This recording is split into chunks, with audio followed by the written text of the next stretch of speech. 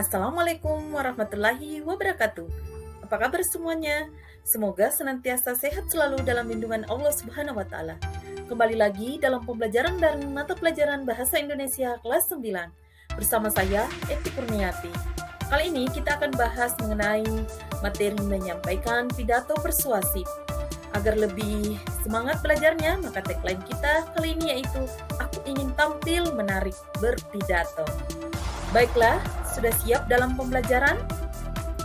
Mari kita membayangkan. Coba bayangkan apabila kita tampil di depan umum, tetapi lupa apa yang ingin kita sampaikan, atau ketika kita berbicara di depan umum, tidak ada yang memperhatikan kita. Bagaimana perasaan Anda ketika dalam situasi seperti ini? Coba bayangkan selama 3 detik. 1, 2, 3. Baiklah, selanjutnya kita akan membahas mengenai apa itu pidato persuasif agar kalian lebih paham. Pidato persuasif yaitu jenis pidato yang bertujuan untuk menarik perhatian para pendengar, memengaruhi serta bersifat mengajak atau membujuk para pendengar agar mereka menjadi yakin dan mau mengambil tindakan bahkan melakukan sesuai dengan tujuan pidato tersebut. Untuk itu, perlunya kalian tahu mengenai metode dalam berpidato. Nah, metode dalam berpidato ada 4, yaitu pertama dengan cara metode manuskrip atau dengan cara membaca naskah. Nah, yang kedua, metode memoriter. Memoriter ini dengan cara menghafal sebuah teks atau naskah. Selanjutnya yang ketiga yaitu metode impromptu atau dadakan atau dilakukan secara spontan tanpa ada persiapan sebelumnya. Nah, berikutnya yaitu metode extemporan atau yang dilakukan oleh tingkat mahir yang disampaikan biasanya di sini hal-hal penting atau poin-poin penting saja. Nah, selanjutnya kita perlu tahu mengenai langkah-langkah dalam menyusun tes pidato persuasif sebelum tampil berpidato. Nah, langkah-langkah dalam menyusun tes pidato persuasif yang pertama yaitu pilih dan tentukan topik. Nah, topik apa yang ingin kalian sampaikan harus dikuasai atau menarik. Nah, yang kedua yaitu tentukan tujuan pidato. Tujuan yang ingin disampaikan harus jelas, ya, dan menentukan arah tulisan agar tidak menyimpang. Nah, yang ketiga yaitu kumpulkan data untuk mendukung argumen atau alasan. Nah, berupa fakta, contoh, bukti, maupun pendapat pakar untuk memperkuat argumen Anda. Nah, langkah yang keempat yaitu kerangka pidato. Nah, dalam kerangka pidato harus ada acuan pengembangan ide atau agar sistematis dan runtut. Nah, dari kerangka inilah kemudian dikembangkan menjadi pidato. Nah, yang merupakan langkah kelima mengembangkan kerangka tersebut. Kerangka pidato dikembangkan menjadi pidato yang utuh. Baiklah, sudah paham? Kita lanjutkan mengenai apa saja sih yang perlu dipersiapkan dalam menyampaikan pidato. Nah, ayo kita eksplor bersama. Nah, dalam menyiapkan pidato, yang pertama yaitu persiapan materi. Nah, dalam persiapan materi yang perlu disiapkan adalah mengumpulkan bahan-bahan atau menyusun kerangka naskah pidato. Nah, yang kedua yaitu persiapan pendengar. Nah, dalam persiapan pendengar harus memperhatikan minat, perhatian pendengar, pengertian, pemahaman, kemauan, tindakan atau perbuatan audiens atau pendengar. Nah, selanjutnya yaitu aspek dalam berpidato.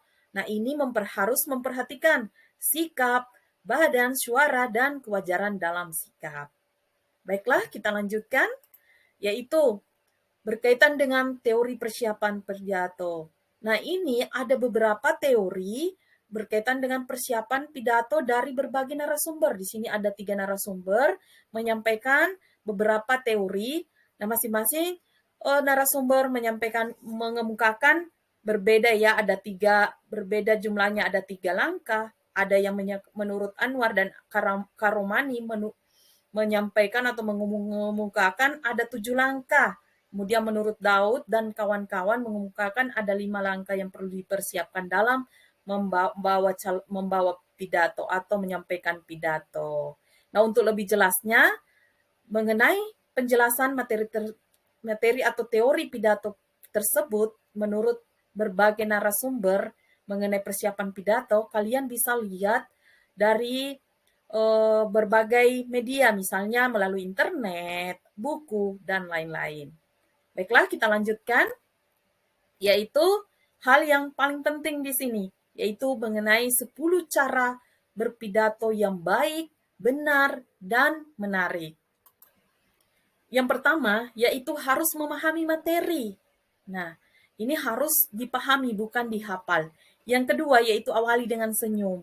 Nah, ini agar lebih semangat, agar yang melihat lebih semangat untuk mendengarkan apa yang ingin kita sampaikan. Nah, yang ketiga yaitu berwibawa. Berwibawa agar kelihatan lebih meyakinkan. Nah, kemudian yang keempat yaitu disampaikan dengan tenang ya. Jadi tidak perlu tergesa-gesa kita harus menyampaikan dengan hati yang tenang supaya lancar, supaya apa yang ingin kita sampaikan tersampaikan dengan baik. Kemudian yang kelima yaitu berekspresi. Jadi gunanya berekspresi di sini supaya tidak kaku atau tidak monoton sehingga tidak membosankan. Nah, yang keenam yaitu disampaikan dengan lantang. Ya, lantang itu baik dari intonasi, jedahnya, kemudian perhatikan ejaan dan tanda baca. Nah, ini harus kalian perhatikan ejaan, tanda baca di mana tanda titiknya, tanda komanya, tanda tanyanya. Nah, agar disampaikan dan yang mendengar juga menerima dengan jelas ya atau mudah dipahami. Kemudian yang kedelapan yaitu menyapa audiens ya, agar audiens atau pendengar merasa dianggap, jadi harus disapa. Nah, yang kesembilan yaitu perhatikan durasi. Jadi durasi ini harus diperhatikan, jangan terlalu panjang atau bertele-tele. Nah, yang kesepuluh yaitu menunjukkan karakter. Meskipun tema atau cara penyampaiannya sama, tapi setiap orang yang berpidato memiliki karakter masing-masing. Jadi itu perlunya karakter. Baik, sudah paham? Nah, untuk itu kita lanjut di bagian kuis ya. Jadi di sini berkaitan dengan kuis. Kita masuk kuis. Kuisnya yaitu bagaimana cara melawan rasa takut tampil berpidato di depan umum. Nah, tuliskan jawaban Anda di kolom komentar YouTube dan nantikan nilai dari guru Anda. Baiklah, selanjutnya sudah siap tampil menarik dalam berpidato? Pastinya sudah siap ya. Nah, untuk itu saya akhiri dengan ucapan terima kasih, salam sehat, semangat belajar, Anda pasti bisa. Assalamualaikum warahmatullahi wabarakatuh.